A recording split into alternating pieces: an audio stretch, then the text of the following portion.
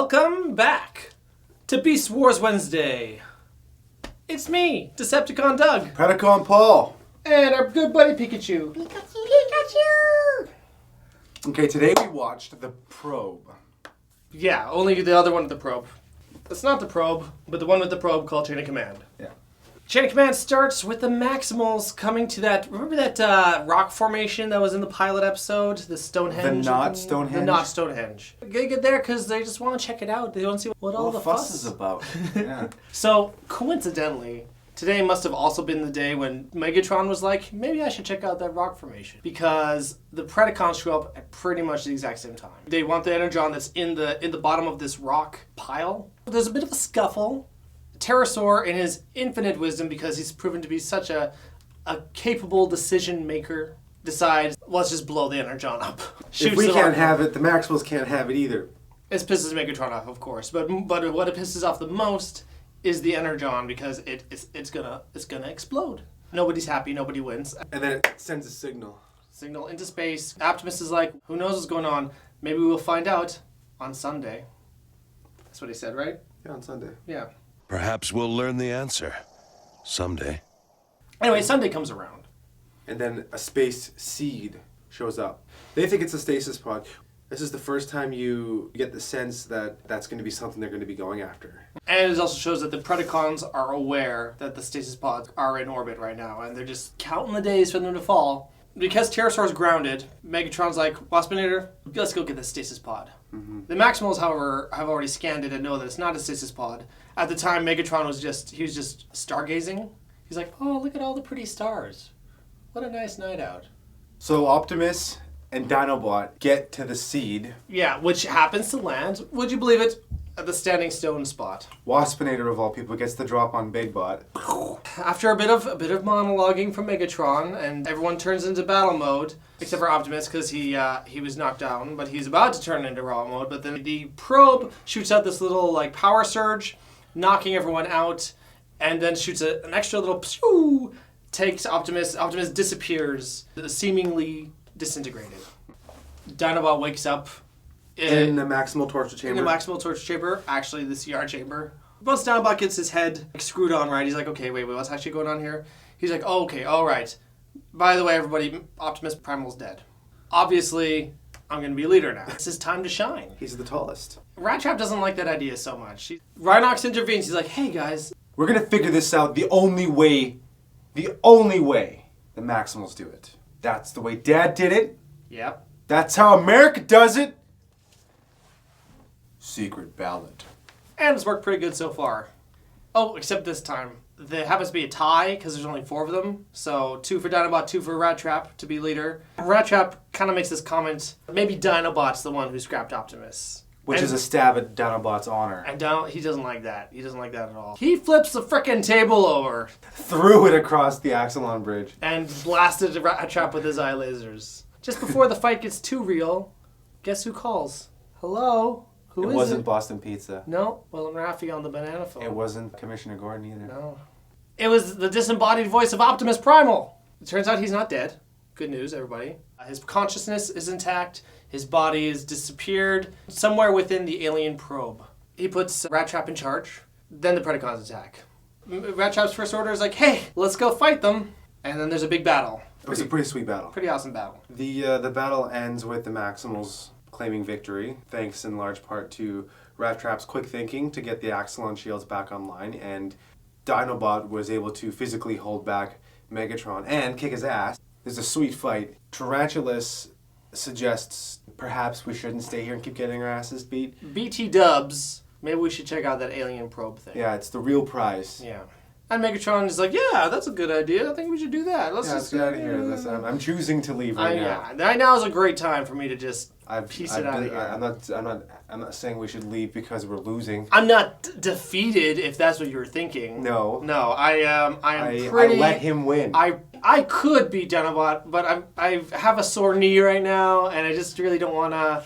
Yeah, don't agitate the knee. You don't want to run into long-term problems. Exactly. Yeah. And if Megatron is known for anything, it's long-term planning. So they go back to the probe. Rhinox tries to build a mechanism to try and extract Optimus from the alien probe. And so they're going to go and they're going to test that out to see if they can get him out of there. He doesn't know how or like if anything is going to work, but hey. They get to the Standing Stones and they say, knowing the Predacons or something to that effect, you know, they'll be here in a minute. And then just like that, you turn around. Not only are they there, but they're deployed in attack formation. Yeah. How did they get there without being noticed? And would you believe it? Another battle breaks out. So meanwhile, everyone's shooting guns except for Rhinox, who's like trying to get Optimus out of the thing. He's like, I don't know if this is gonna work. I don't think this is gonna work. Waspinator sneaks up behind him. One of the coolest reveals. Rhinox brings out his machine gun and guns down Waspinator. We have a dramatic reenactment for you. Yeah, this is basically how it went down. Basically the exact same thing. Trying to extract Optimus.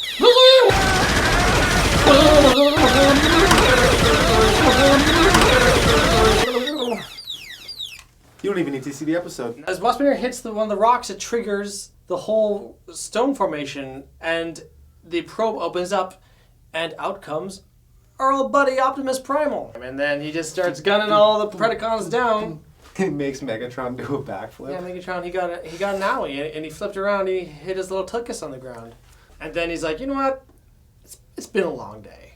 Let's just go home, everybody. Yeah. This is my decision as your leader. It looks like you all could use some refreshments. So let's just go back. If you consider the fact that the Predacons are 0 for 3. We need to have a team building day, guys. Yeah. And when Optimus is gone, and you can barely go toe-to-toe with just whoever's left, and then when Optimus shows up and flattens your entire lineup, yes, it's just go home. We're just going to take the night off, sip some margaritas, and watch The Simpsons. Yeah. I wouldn't watch The Simpsons, though. Keep in mind, this is the 90s, so it's still very quality. The quality. They're still, yeah. So, Optimus, he lands, he's like, hey, good work, everybody. Thanks for working together and being good sports about everything. Rattrap, good job. Now what are we going to do about this probe? Oh, nothing, because it disappears. It doesn't launch off, it just literally disappears. Yeah. And they're like, well, I guess that's it. And then that's it. The end. Okay. Cool. What worked?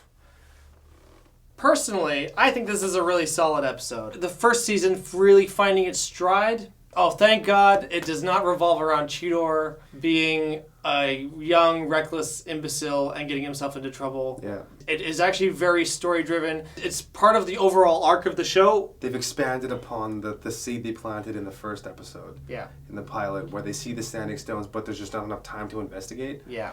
And also it happens to be really action-packed and even develop some of the characters. Oh, heck so yeah. It really, actually covers all the bases. Yeah, very, very fast-paced, but never feeling, really rushed too Or much. Contrived, yeah. It was, Yeah. It seemed to fit. The only thing that might be a little contrived is the fact that the Predacons always seem to appear when they're, queued up. Right when the Maximals are like, well, I don't know where the Predacons are. Here we are!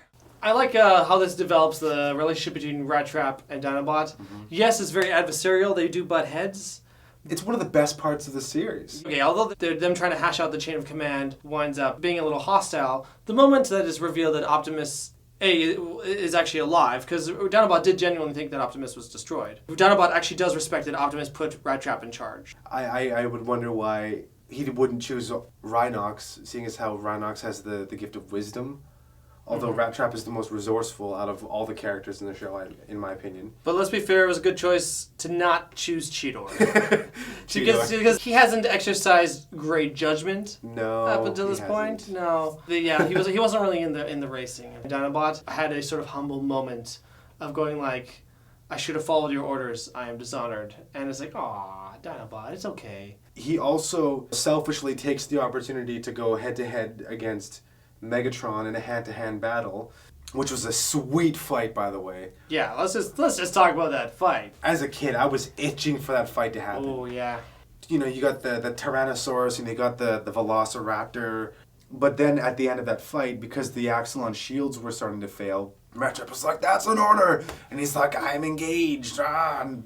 Although, to be fair, he did have a Tyrannosaurus head, right here. Although, Dinobot says he's dishonored, I kind of am on his side. Turning his back on Megatron probably would have been the wrong move. When he's on it, it's a tough fight. The second he slips up, i.e. turning your back on Megatron, you're done. But this is a great chance to see Dinobot actually show what he's capable of as a fighter, and he can go toe-to-toe with Megatron, and that's actually pretty impressive. And I remember being like at awe as a kid, as he's just wailing into Megatron. They're equals on the battlefield. If anything, actually, it seems like Dinobot actually is the superior fighter. It's a testament to how hard he trains. He must train. He's a warrior. He's a cold warrior. Yeah. And Megatron relies on his brute strength and his team and his ability to outthink. And Dinobot did a lot to set my fears at ease when, after the battle was over and the Predacons retreated, looked at Rattrap of all people and said, I should have listened to your command. I am dishonored. Like, whoa. Because we're so experienced with the show, that moment has a lot more weight to it for us. But the fact that they did do a good job of setting up the conflict between the two characters right from the beginning, you know, the whole once a Pred, always a Pred, and I don't trust you and all that stuff. It's really nice to see that the two of them can, in a time of crisis, come to the same level and just see eye to eye. It adds way more depth to the relationship. It's kind of nice that it doesn't answer all the questions. There wasn't ever a moment where they're like, well, obviously these aliens built the standing stones, and then they did this, and then they did this. If anything, it raised more questions than it did answer. There wasn't really like a conclusion to anything, but that's all shrouded in mystery. And that's one of the biggest things that I enjoyed about Beast Wars as a kid, was that everything was such a big mystery. Everything from like the floating island to the moon. What's great about Beast Wars is it really stands apart as a really, really great science fiction show as well. Because there's shows like Deep Space Nine, if I can just name one off the top of my head, where they plant certain seeds and they give you only just a little bit of information, and then as the show goes on, as they develop the ideas and they start choosing a more streamlined direction, they start adding more and more layers to that until you finally get this really, really rich and full arc with all these really, really great characters that are all have like these nicely layered relationships. The smart thing to do, especially in science fiction, is to have those layers and to have it as a slow burn. They don't give you all the information all at once, so that way at the end of an episode or the end of a season, you're left with questions and you want to know more. As long as it's not, and here's a cliffhanger. Yeah. It actually is engaging you and making you like wonder what's going to happen next. And I think that any good show should be able to do that. And this episode stands alone as like a testament to that. Just a really great quality writing, pacing, and structure and formula. It's just a fantastic episode. If I had only one complaint, and it's pretty minor. Ursa Minor. Yeah, it's definitely, out of the Ursas, this is definitely the minor one. It's this strange sort of moment of odd writing for Scorponok. For some reason, he talks in the third person, and he speaks almost like a kindergartner. Yeah. He's like, Megatron back, Megatron back. It's like, who even are you? This isn't the Scorponok that we've known so far. I mean, he's always been an idiot, but not an idiot to the point of being completely inarticulate. So I guess my theory was that he takes a good shot to the chest from Cheetor, and he falls on his head early in the episode. He does like a triple backflip. Maybe that's he just got a few nuts and bolts scrambled in his head, and he's like, "Oh, Megatron's back. Scorponok here with tarantulas." But he really needs a good soak in the CR tank. I think so too. We're gonna give this episode 5 out of 5 space seeds. This is a top of the line early Beast Wars. Yeah. As far as the first chunk of the series goes, this is one of the highlights of that stretch, and we really feel like it accomplished a lot in a very short amount of time. I would definitely call it essential Beast Wars viewing. Please like our page. If you like us, give us a this. Make sure to hit that notification bell. Yeah, and share it with other people who you think love Beast Wars or Transformers in general. If we missed anything in this episode, please feel free to get that conversation rolling. Let's get to talking. We'll do our best to answer.